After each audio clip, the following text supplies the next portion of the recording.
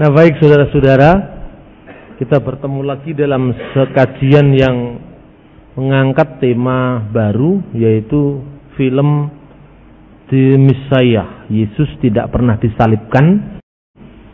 Nah, beberapa saat lalu saya berkesempatan untuk ada seorang teman yang datang dari luar negeri untuk menyaksikan cuplikan film ini. Itu pun tidak semua lengkap di Jakarta, dan beberapa waktu yang hampir sama saya juga di SMS oleh seorang teman di Surabaya agar saya membaca mengakses alamat tertentu yang juga memberitakan tentang film ini. Saya hanya membahas tema dasar yang dikembangkan oleh film ini, yaitu Yesus tidak disalib, tetapi orang lain yang disamarkan wajahnya dengan dia, dan orang ini yang disalibkan. Lalu penegasan dari Nadir Talibzadeh yang menjadi sutradara sekaligus penulis skenario film ini adalah seorang Iran, di mana Nadir mengatakan bahwa Isa itu adalah seorang nabi dan dia tidak akan pernah menjadi seorang putra Allah. Jadi dua isu ini yang sebenarnya dikembangkan oleh penulis skenario sekaligus penggagas film besar ini. Kenapa dikatakan besar? Karena film ini diproduksi secara besar-besaran, melibatkan hampir kira-kira 1.000 pemain. Jadi ini film yang spektakuler, dengan 1.000 pemain itu kan luar biasa. Yang kedua, film ini juga mendapatkan penghargaan dari Rome Religion Study, di mana film ini mendapat dinominasikan dalam film antar agama. Jadi film untuk kepentingan dialog antar agama, khususnya Kristen dan Islam. Dan penghargaan itu diterima di Roma. Nah, ini luar biasanya, sehingga karena ada kata Roma itulah mungkin ini bisa akan menjadi semakin menaikkan gengsi dari film ini. Terus kemudian bagaimana tanggapan dari kekristenan? Tentu beragam. Bagi orang-orang Kristen yang tinggal di dunia Muslim, seperti orang-orang Kristen di negara Arab, di Timur Tengah, ini bukan hal yang baru yang seperti ini. Tetapi bagi orang Kristen Barat, ini mungkin hal yang menarik, karena orang Barat itu memang demam warta berita. Jadi karena dia sudah dalam posisi jenuh dengan kekristenan, John Lennon belajar yoga ke India, terus orang-orang Barat tertentu membuat film tentang Yesus yang aneh-aneh. Kemudian kehadiran film ini semakin menambah energi baru untuk mendukung kenyelenehan orang Barat. Nah, yang menarik bahwa sepintas dicuplikan film ini, peran Yesus itu diperankan oleh orang yang secara performan mirip sekali dengan orang Eropa. Rambutnya pirang, terus kulitnya juga putih, rambutnya gondrong, persis dengan film-film Yesus yang selama ini ditonton, apakah itu versinya Campus Crusade atau The Passion of Christ yang baru-baru ini heboh itu. Mungkin saja film ini disemangati atau reaksi dari keberhasilan film The Passion of Christ beberapa tahun lalu di Timur Tengah. Karena dukungan luar biasa terhadap film The Passion of Christ, tanpa memperhitungkan perasaan terancam bagi orang Muslim di sana, itulah yang telah membuat tandingannya sekarang film ini. Saya sendiri punya analisis yang mungkin salah, tapi moga-moga saya benar bahwa film ini adalah merupakan suatu reaksi dari film The Passion of Christ yang sukses luar biasa di Timur Tengah. Nah, sangat jarang orang Kristen itu mau introspeksi ke dalam. Nah, Dr. Emir Kenner adalah seorang teolog dari Southwestern Baptist Theological Seminary. Dia pernah mengatakan, bahkan merekomendasikan agar orang Kristen nonton film ini, tetapi dengan menyiapkan beberapa pertanyaan. Pertama, kapan Yesus digantikan? Jadi dia bertanya, kalau memang film ini kan dasarnya ada Injil Barnabas. Lalu sang teolog ini bertanya, Kenner bertanya, kapan dan di mana penggantian terhadap Yesus itu dilakukan? Kemudian yang kedua, ketika Yesus disamarkan wajahnya dengan Yudas, kenapa ibu dan para murid Yesus tidak mengenali bahwa orang yang mereka ikuti itu telah ditukar sebelum berada di kayu salib? Ini pertanyaan-pertanyaan historis yang sangat menarik. Nah, beberapa inilah yang kemudian Kenner mengatakan mungkin film ini akan menyajikan sebuah kemungkinan lain yang ingin disampaikan oleh penulisnya. Jadi versi Ahmadiyah itu mengatakan Yesus memang benar-benar disalib, tapi tidak sampai mati, hanya mati suri. Itu katanya Ahmadiyah. Kemudian bagi orang-orang yang menganut versi penggantian, Yudas disamarkan wajahnya dengan Yesus, Yesus naik ke surga, atau kalau dalam versi Islam naik ke langit yang kedua, ke saf yang kedua, Yudas disalibkan menggantikan Yesus. Ada lagi Simon dari Kirene disalibkan menggantikan Yesus. Yang jelas versinya tidak satu karena memang itu penafsiran. Nah, tetapi dua tafsir ini katakanlah sebagian dua tafsir. Satunya mereka yang disamar-samarkan sehingga samarlah mereka, dipikirnya Yesus sudah mati padahal masih pingsan. Satunya disamarkan dalam pengertian orangnya disamarkan dengan Yesus. Jadi versi penggantian ini terhalangi dengan ayat yang menegaskan Yesus telah wafat. Ketika Allah berfirman, ya Isa sesungguhnya aku mewafatkan engkau. Kemudian tafsir yang mengganti Yesus naik ke surga, naik ke langit itu terpaksa mengartikan ketika aku telah mengambil engkau. Padahal kata tawafa, ya memang wafat. Itu mengambil rohnya, ya diambil rohnya kan mati. Nah, orang Ahmadiyah menafsirkan wafat ini wafat real. Yesus memang sudah mati. Ini buktinya aku telah mewafatkan engkau.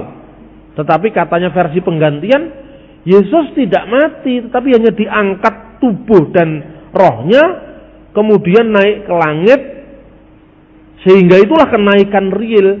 Jadi mereka yang nganut versi Yesus digantikan dengan Yudas, menekankan kenaikan realnya rofi'uka ilaya, tetapi menyangkal ayat kewafatan. Mereka yang menganggap Yesus kuburnya di India menekankan kewafatan tapi menyangkal ayat kenaikan. Karena ngeritiknya itu kadang-kadang tidak proporsional. Lo yang bermasalah itu tafsirnya sendiri ke orang lain yang dipersoalkan. Di seluruh dunia itu tidak ada keraguan bahwa Yesus sudah mati pada masa pemerintahan Pontius Pilatus. Lo yang ragu itu kan mereka sendiri. Dan ini pun asalnya dari abad ke-7, kan tidak fair seperti ini. Nah ini maka saya nulis gini ya sebetulnya kepeksa karena kenemenen gitu loh. Kalau enggak kenemenen tuh saya enggak mau ganggu ke kemapanan orang tuh enggak mau, tapi karena sudah nemen ya keminter kok masalahnya itu saya terpaksa gitu aja. Tapi coba lihat bahasa saya kan halus sekali kan. Nah, coba baca halaman 4. Ini caranya nulis supaya selamat ini. Sebelum menulis ayat coba. Karena saya bukan seorang muslim. Nah, coba bahasanya kan ini ada. Saya tidak akan turut dalam perdebatan. Dalam arti saya tidak dalam posisi membenarkan atau menyalahkan salah satu pendapat. Karena ini bukan kewenangan saya. Karena itu di bawah ini hanya deskripsi singkat mengenai perdebatan itu yang saya susun berdasarkan literatur Islam sendiri. Nah, terus kemudian saya ceritakan. Tuh soal salib ini tadi. Ya, menurut Pak Bambang bagaimana salib itu gini sekarang? Sementara ini mari kita buang bersama-sama yang kita sebut kitab suci ini. Saya membuang Alkitab, Anda membuang Quran, berani gak? Maksudnya dibuang bagaimana? Jangan dibaca. Karena ini wahyu bagi Anda, bukan wahyu bagi saya. Ini wahyu bagi saya, bukan wahyu bagi Anda, kan begitu kan? Ya wahyu tapi sudah direvisi lah, ya itu kan soal persepsi. Nah sekarang kamu baca buku sejarah abad pertama, ahli sejarah Flavius Josephus, Tacitus, kemudian filosof dari Syria, kamu baca semua. Loh kalau Quran, loh itu kan bagi sing percaya, sing ora percaya kan dudu wahyu. Loh terus gimana menurut sejarah? Menurut sejarah memang Yesus itu mati. Tidak usah mau Quran, Yesus itu mati. Tidak usah mau Alkitab, Yesus itu mati. Ini fakta sejarah. Masuk Tuhan kok sewenang-wenang dengan sejarah? Lah Gusti Allah kok sewenang-wenang? Wih tak hapusi sih selama 7 abad. Belum tak buka setelah 7 abad, tak buka loh. Gusti Allah ngapusi 7 abad loh. Bahwa Yesus itu tidak pernah disalibkan tapi disamarkan bagi dia. Masa begitu? Ketika saya bicara dengan Komarudin Hidayat, saya ngomong seperti ini. Bagaimana pandangan Mas Bambang tentang masalah ini? Kalau bagi saya itu bukan sejarah. Lah apa? Itu buku teologi, buku tentang keyakinan. Nah, keyakinan itu tidak bisa terlepas dari bentukan warisan historis. Nah, dia penasaran terus, dia tanya, lalu apa? Menurut Anda setting sejarah apa yang menyebabkan ayatnya berbunyi demikian? Kalau menurut saya loh, tapi ini saya tentu. Mas Komar punya pendapat lain, kan kita boleh pendapat enggak, beda pendapat kan enggak apa-apa wong. Dunia akademisi ya. Pada abad-abad menjelang lahirnya Islam, itu di Arab Selatan, itu kebanjiran dengan kelompok-kelompok Gnostik dan Docetisme. Docetisme, orang Gnostik itu apa sih pandangannya? Di dalam 1 Yohanes pasal 4 ayat 2. Ciri-ciri dari ayat 1 mengatakan, hendaklah engkau siap untuk bisa membedakan tiap-tiap roh. Apakah roh itu berasal dari Allah atau dari roh antikristus atau roh dajjal itu kan. Setiap roh yang asalnya dari Allah adalah mengaku bahwa Yesus telah datang. Setiap roh yang tidak berasal dari Allah tidak mengaku Yesus telah datang sebagai manusia. Apa artinya ini? Kok di situ dikatakan setiap roh yang asalnya datang dari Allah mengakui bahwa Yesus telah datang sebagai manusia. Coba direnungkan. Artinya apa? Pada saat itu ada aliran sesat di kalangan Kristen yang menyangkal kemanusiaan Yesus. Itulah ajaran Gnostik. Gnostik itu dari kata gnosis. Gnosis itu ilmu rahasia.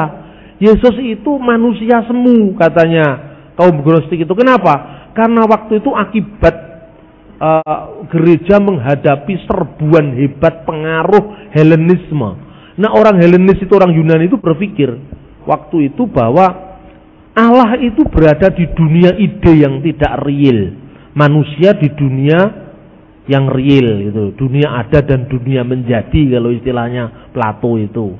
Nah, ketika itu kemudian perwujudannya dalam iman Kristen itu dikatakan kaum Gnostik itu, kaum sesat ini menganggap Tuhan itu ada 2. Yaitu Tuhan perjanjian lama yang hukumnya keras, suka perang, suka membantai, dan Allah perjanjian baru yang hukumnya kasih. Allah perjanjian lama inilah yang menciptakan dunia dan seisinya yang kotor ini, termasuk menciptakan tubuh kita. Nah, Allah perjanjian baru yang menciptakan roh kita, ini pandangan dualisme. Nah, supaya menang melawan Allah perjanjian lama itu, Allah perjanjian baru datang menyamar jadi manusia. Tujuannya apa? Manusia itu nggak perlu ada kan, ini daging ini kotor. Dia menyamar untuk ngapusi Allah perjanjian lama tadi. Ditipunya Allah perjanjian lama itu, ternyata setelah jadi daging, dia membebaskan manusia dari kedagingannya gitu loh. Itulah misi Yesus menurut kaum Gnostik. Makanya dalam Injil Yudas dikatakan, Yudas cepat serahkanlah tubuh yang kotor ini. Agar apa? Kristus roh besar ini cepat keluar dari tubuh Yesus yang hina ini. Engkaulah bintang penjuru di antara segala bintang-bintang. Cepatlah serahkan saya. Ini setali 3 uang, Injil Yudas, Injil Thomas, semuanya itu Injil Gnostik. Dan itu adanya kapan? Setelah zaman rasul-rasul kan, zaman rasul mereka tidak berani muncul, saksi hidup masih ada kok. Nah, itulah sebabnya maka di Alkitab roh yang mengaku Yesus telah datang sebagai manusia itu asalnya dari Allah. Roh yang mengaku Yesus manusia semu datangnya bukan dari Allah. Nah, gitu loh. Setelah Rasul Yohanes meninggal abad keempat baru ada buku yang judulnya The Acts of Saint John, kisah Rasul Yohanes. Di situ dikatakan ketika Yesus disalibkan di Gunung Golgota, itu yang disalibkan bayangan Yesus, bayangan kok disalibkan, bagaimana sih? Itu menurut kisah Rasul Yohanes itu. Yesus sejati itu berdiri di Bukit Zaitun yang letaknya lebih tinggi dari Bukit Golgota ini.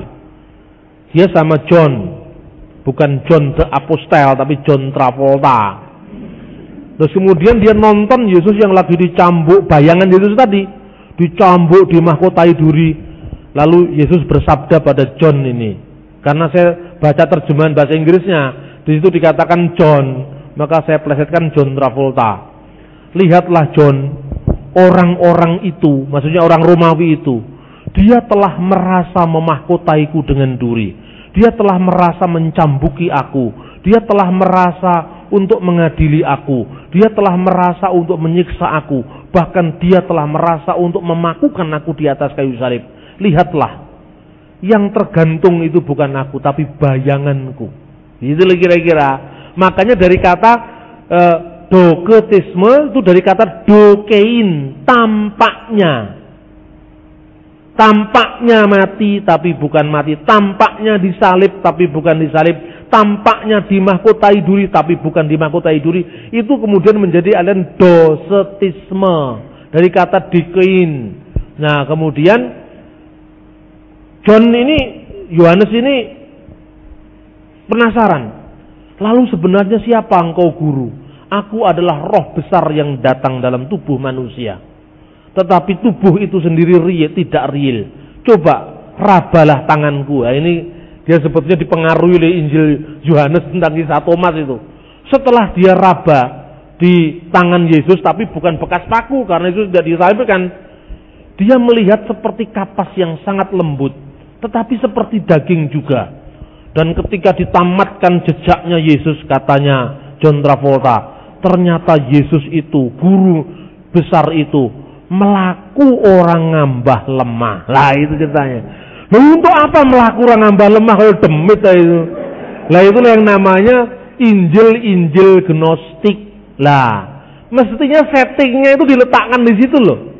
Ini hanya sejarahnya begitu. Buku-buku yang semacam ini justru menurut saya harus diterbitkan. Kenapa kita takut kita apokrifi terbit? Enggak usah takut. Buku itu justru akan, bagi saya, akan membandingkan mutu tulisan yang historis dan mana yang tidak historis, yang legendaris gitu loh. Nah, setting historis ini harus dilihat, jangan dibutakan. Dan ini pun berlaku untuk Alkitab. Bagi kita Alkitab itu dokumen sejarah yang nggak bisa dikecualikan dari sejarah. Nah, akan diuji mana yang benar-benar bernilai secara historis. Nah, yang terakhir dan yang kedua, yang lebih ironis lagi adalah film ini didasarkan atas dokumen yang bernama Injil Barnabas. Nah, untuk ini kan saya sudah pernah nulis buku Injil Barnabas, tapi hanya saya katakan ketika saya nulis buku Injil Barnabas itu saya masih mahasiswa Fakultas Hukum. Usia saya masih 23 tahun. Saya masih berusia 23 tahun dan waktu itu saya juga agak kaget karena begitu saya nulis buku Injil Barnabas itu buku saya langsung jadi bestseller.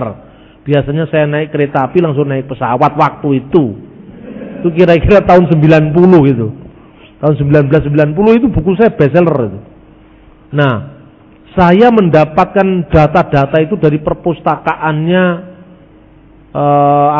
Seminari Katolik di Kentungan. Tapi dokumen-dokumennya tidak lengkap, hanya berbahasa Inggris. Saya tahu ketika itu saya benar-benar ya bermimpi kapan saya bisa masuk perpustakaan Dominikan. Itu waktu saya masih mahasiswa, belum lama saya menjadi pengikut Kristus. Mimpi saya itu kapan saya ke perpustakaan yang menyediakan naskah Laut Mati, Injil Barnabas. Dan kira-kira doa saya itu dijawab kira-kira 20 tahun kemudian. Atau 15 tahun kemudian lah. Jadi itu yang saya pikirkan waktu itu. Saya ceritakan seperti ini supaya Anda tidak membatasi pelayanan itu pada skopa yang terlalu sempit. Kita bisa melakukan apologi, tapi apologi yang bermartabat. Kita bisa melakukan sebuah pembelaan iman, tapi dalam konteks yang lebih luas. Sehingga beredarnya tidak sempit. Tapi setelah saya melihat ini, kan tidak menguntungkan. Hikmah yang saya peroleh apa? Mari kita berapologi tanpa menimbulkan keterancaman bagi pihak lain. Tapi tidak mengurangi ketajaman analisis. Tidak mengurangi ketegasan pemihakan. Caranya tidak mudah, tapi bisa, pasti bisa. Karena apa? Bangsa kita ini memang bangsa pinter diplomasi, pinter berdialog, seni mengemukakan pendapat. Ketika teman saya cerita, ada bukunya seorang mubalik Banjarmasin yang menjadi Kristen. Saya cari ke toko buku, di toko buku Kristen padahal bukan Gramedia. Ada bukunya Pak Amran Amri, sama orangnya itu ditaruh di bawah. Ini ada. Saya pikir, kenapa membela Injil kok seperti maling sikapnya? Ini hak kita untuk bicara, kenapa kok diperlakukan seperti maling, harus mencuri-curi? Ini saya terganggu betul saya. Nah, itulah yang menyebabkan kemudian saya melakukan sebuah introspeksi diri yang sangat dalam. Dan kemudian saya menemukan bahasa yang indah. Minat umat Islam itu awal dari tulisan saya tentang buku Injil Barnabas kan itu. Minat umat Islam tentang dokumen yang berjudul Injil Barnabas yang sangat antusias, menarik untuk dikaji. Begitu besar minat mereka sampai-sampai Profesor Dr. Kiai Haji Anwar Musadat dari IAIN Sunan Gunung Jati Bandung menggolongkan buku ini sebagai hadis, sekalipun hadis dalam kategori dhaif.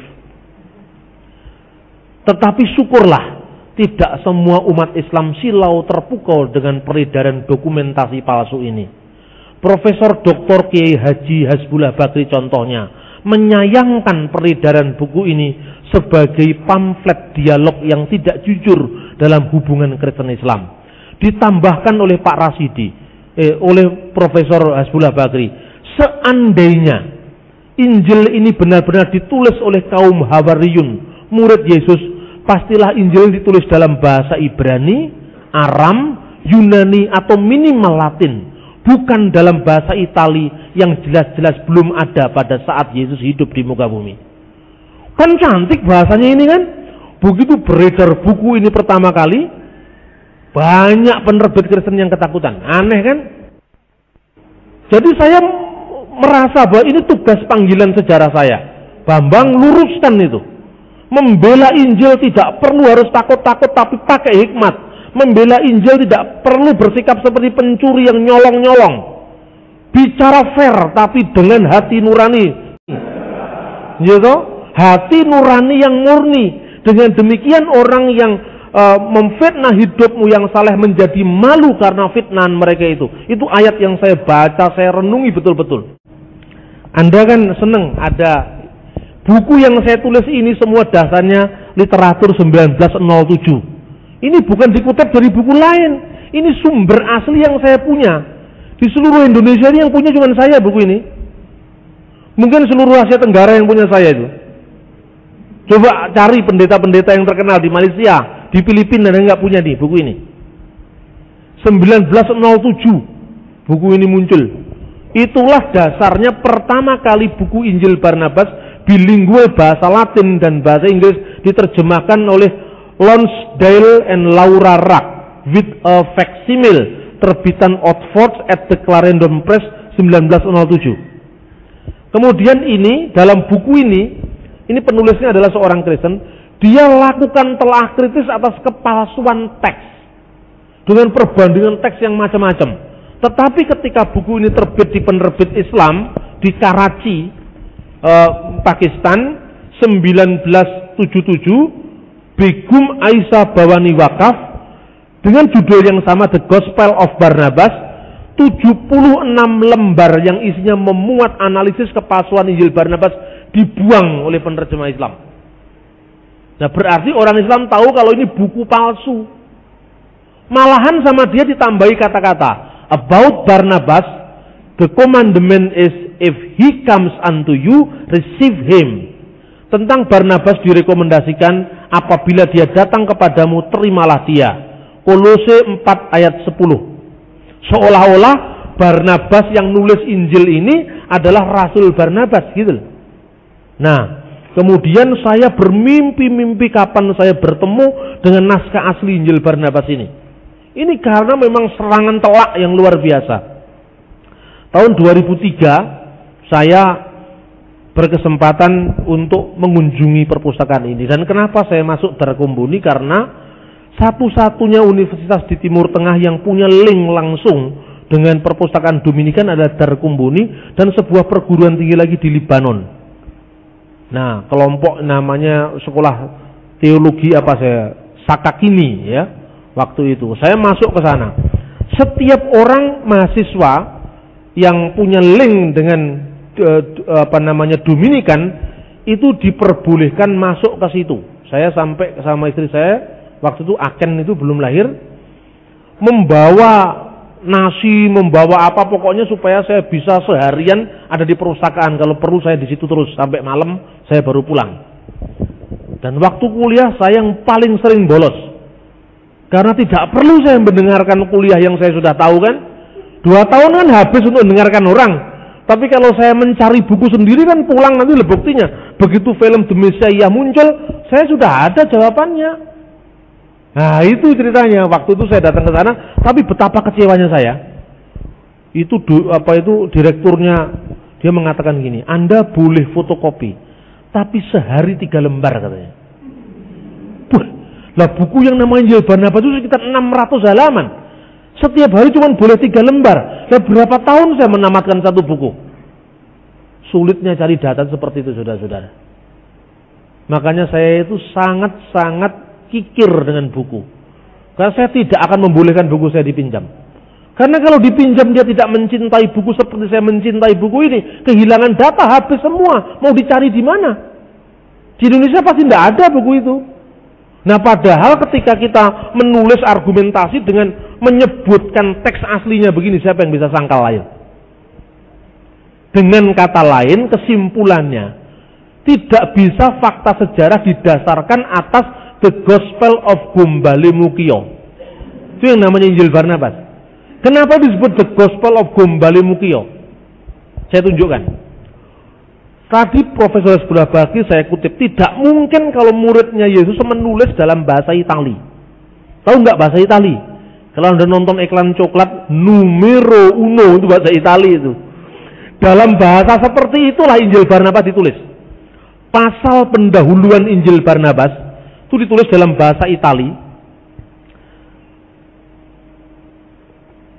Vero Evangelio di Isu Chiamalo Cristo, Nuovo Profeta, Almudo, dan seterusnya. Artinya Injil yang benar dari Yesus yang disebut Kristus, Nabi baru, dan seterusnya. Berarti di sini Yesus diakui sebagai Kristus. Bab pertama pendahuluan dikatakan Barnaba Apostolo di Isu Nasareto Chiamalo Cristo, numero uno. Barnabas Rasul Yesus orang Nasaret yang disebut Kristus, ya kan? Berarti pertama ada 2 kesalahan di sini. Barnabas bukan Rasul Yesus. Barnabas adalah rasul generasi kedua, yaitu dia teman seperjalanan Paulus. Barnabas itu asalnya dari Alexandria, dia pamannya Yohanes Markus, penulis Injil ketiga, yang kedua yang dia sendiri adalah muridnya Petrus dan juru bahasa Petrus ketika Petrus datang ke Roma. Itu fakta sejarahnya seperti itu. Kesalahan kedua, setiap kali nulis Kristus ditulis huruf S2. Ini seperti orang Inggris menulis Hasan dengan 2 S. Dari itu bisa dilacak dari mana latar belakang penulis buku palsu ini. Pada bab 96, di situ ada ungkapan, demi Dio, demi Allah, yang diriku adalah genggaman tangannya, aku bukan Mesias. Nah, jadi Yesus itu disebut Kristus tapi bukan Mesias. Tuh ini kan aneh. Seorang Yahudi abad pertama tidak tahu bahwa Mesias itu sama dengan Kristus. Kristus itu bahasa Yunani, Mesias itu bahasa Ibrani. Itu sama dengan ditanya, Pak Yasin, suka ayam munda? Saya suka chicken. Chicken ayam petek ya podo ae. Gitu. Nah, kemudian penulis-penulis Muslim selalu mengkaitkan Injil Barnabas ini dengan penemuan dokumen yang disebut Dekrit Gelasius pertama, yang mengatakan ada 60 buku apokrif yang dilarang. Salah satu daftar yang ke-20 itu namanya The Gospel of Barnabas. Lalu diperbesar, wah inilah ternyata Paus Gelasius pernah melarang peredaran buku yang namanya Injil Barnabas. Lalu saya jelaskan, dekrit ini disebut Pseudo Gelasius. Karena apa? Karena dekrit ini menunjukkan banyak kesalahan dalam pengutipan data-data saat itu. Terbukti apa? Yang disebut dengan The Gospel of Barnabas sebenarnya adalah Epistle of Barnabas. Dan di buku yang namanya Epistle of Barnabas itu adalah berasal dari abad kedua Masehi. Intinya adalah petuah-petuah dari Barnabas atau tradisi yang dikaitkan dengan Rasul Barnabas agar orang Kristen tidak kembali kepada hukum Yahudi. Nah, dalam buku itu dikatakan ketika anak Allah menyatakan diri, tidak cocok.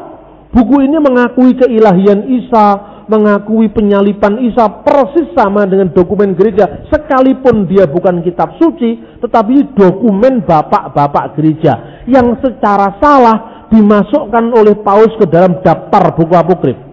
Kitab Barnabas itu bukan kitab Epistle of Barnabas itu bukan kitab apokrif, tapi kitab patristik, kitab bapak-bapak gereja. Maka karena banyak ketidakakuratan Paus Gelasius, maka disebut Pseudo Gelasius, Gelasius gadungan, Gelasius yang tidak asli. Nah, ini yang sering dikatakan. Bahkan terakhir seorang penulis Islam mengkaitkan dengan Irenaeus yang katanya menemukan perlawanan terhadap Paulus dengan menggunakan Injil Barnabas. Ini omong kosong besar. Irenaeus dalam keempat kitabnya dan seluruh buku-buku Irenaeus membela ajaran Kristen karena Irenaeus adalah muridnya Polikarpus, Polikarpus muridnya Yohanes, tidak pernah bertentangan dengan Paulus. Nah, ini harus dijawab sesuai dengan apa yang ada dalam fakta sejarah. Dan sudah saya katakan, saya rangkum sejarah abad pertama, dokumen patristik yang menunjukkan pemakaian Injil Barnabas sebagai dasar untuk menentukan historisitas salib sama sekali tidak sesuai dengan fakta sejarah.